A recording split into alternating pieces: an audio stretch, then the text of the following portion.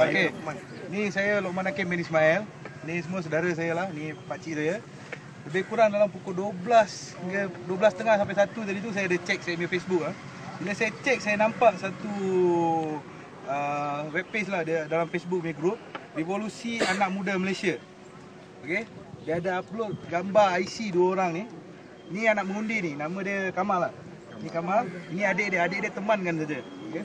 Dia tulis dalam sana, 2 orang warga asing ditahan daripada mengundi oleh petugas PAS. Okey, ini bukan warga asing, ini warga negara Malaysia. Okey, dia ada IC dan IC dia dirampas oleh salah seorang petugas PAS. Okey, gambar dia pun ada dalam ni. Ni gambar orang dia. Sedih kan?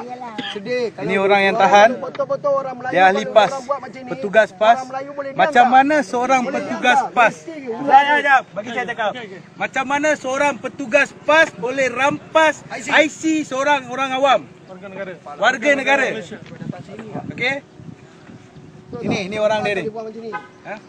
Sedangkan macam mana yang kita tahu, hak untuk pegang IC hanya ada pada anggota polis dengan SPR.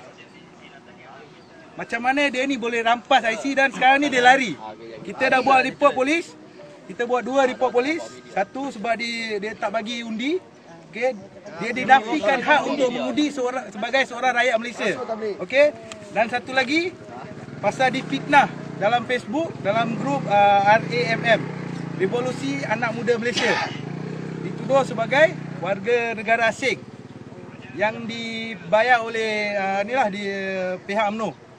Okey, undi hantu lah senang cerita. Sekarang undi jin. Ini dua-dua report kita ada.